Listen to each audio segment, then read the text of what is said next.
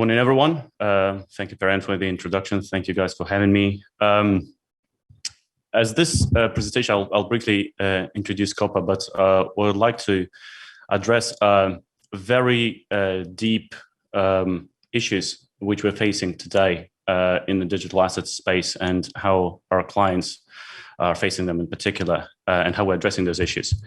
Quick information about us. We started 4 years ago. We're coming from the financial services, technology, and security backgrounds.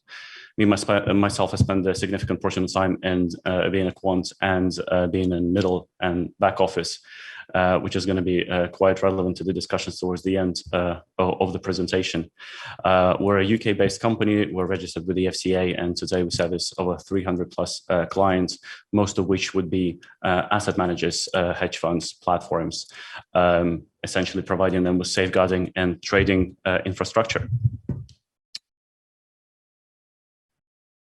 Well, that slide has been very well covered by Michael Saylor and the panel, which followed straight after. As you can see, that institutional clients are quite a big word, right? We're talking about corporations moving into the space, and what MicroStrategy kicked off summer last year and Paul Tudor-Jones addressed in May last year definitely created this new wave where crypto has been thrown as an agenda item on all corporations, on all corporate agendas for the quarter board meetings.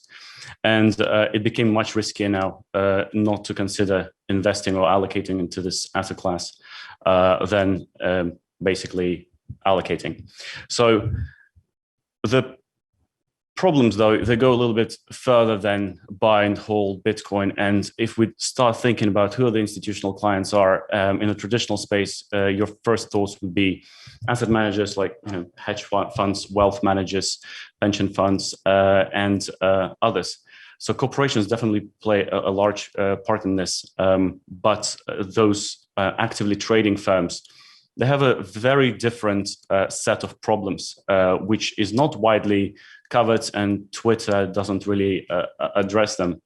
As you can see, the institutional adoption is coming on, but it's also not very clear what's the right path for these guys to enter in a safe and secure manner. So due to the fact that this space was largely retail, everyone would just send their funds onto exchanges.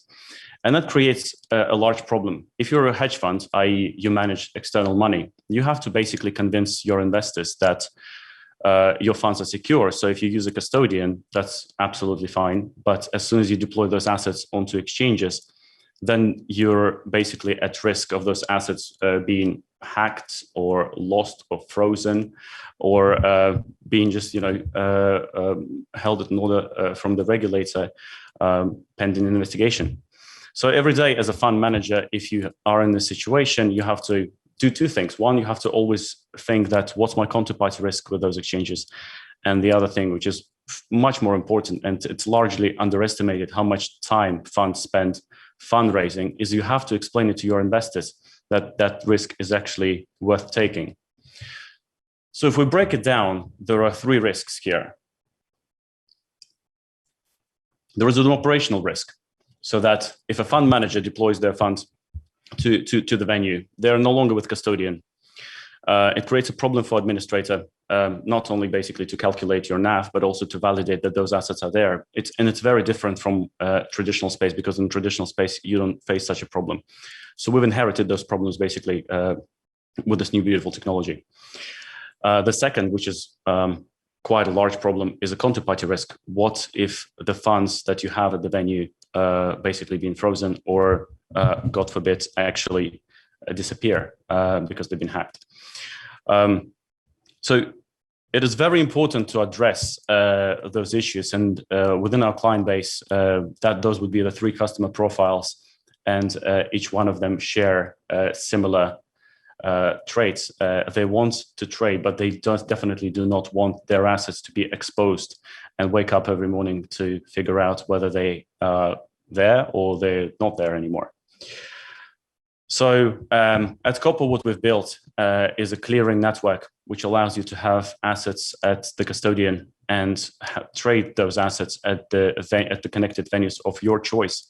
So you'd face those exchanges or the desks like you would have faced them if you would have sent them the funds, but your assets will remain at custody in safe and secure manner. So on top of it, we're also able to build a predefined ecosystem of where those funds can travel freely, but they cannot leave. So you're not ever in self-custody mode as such. So it's easy to explain to your investors that as a fund manager, I cannot misappropriate those assets. And that's quite huge because, as we've seen in history in traditional space, that's just a tick box that sometimes need to be ticked in order to receive those allocations. Due to the nature of blockchain, and it's been talked about that Bitcoin is a best financial asset. It's definitely best application of blockchain, but we've talked about briefly before about T+2 and how the assets would be fast in settlement. But having spent some time in middle and back office of the financial institutions, T+2 is quite lucky if you can get it, actually, because sometimes you have to chase those Swift messages onto the network, basically, if they don't match. And you end up chasing a custodian, which needs to chase a custodian, and everybody needs to sync up their databases. So the biggest story, which is developing right now and will be developing over the course of 3 to 5 years, which makes us here at Copper very exciting, is the fact that you no longer need to sync up tens of thousands of databases with tens of thousands of databases. The problem goes from exponential to quite linear. And as an infrastructure provider, we work with financial institutions as well to enable them for the future of this asset class as in crypto, but also at a broader extent, how does it look for them when actually all asset classes start moving onto blockchain? And that creates quite a large problem because obviously risk systems which are built around 9 to 5 need to transform into 24/7.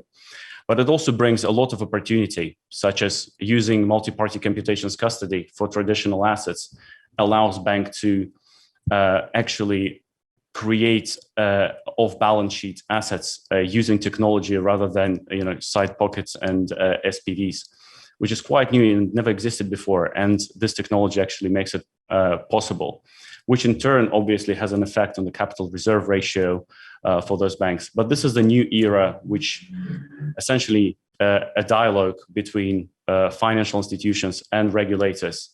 And we are quite excited to work with several large financial institutions in achieving that together. And as for the regulator, we think that blockchain and assets on blockchain is a blessing in disguise because, at least in the UK, instead of reporting 82, 85 trading fields after each trade, for the first time ever, you basically can be reactive. Instead of being reactive, you can be proactive. You can scan the blockchain, you can scan for all the information that is required under MiFID II and essentially make decisions based on that. So we're very excited about the future here. We work with large hedge funds and financial institutions in order to enable them for the next 3 to 5 years, and we can't wait to see what's coming.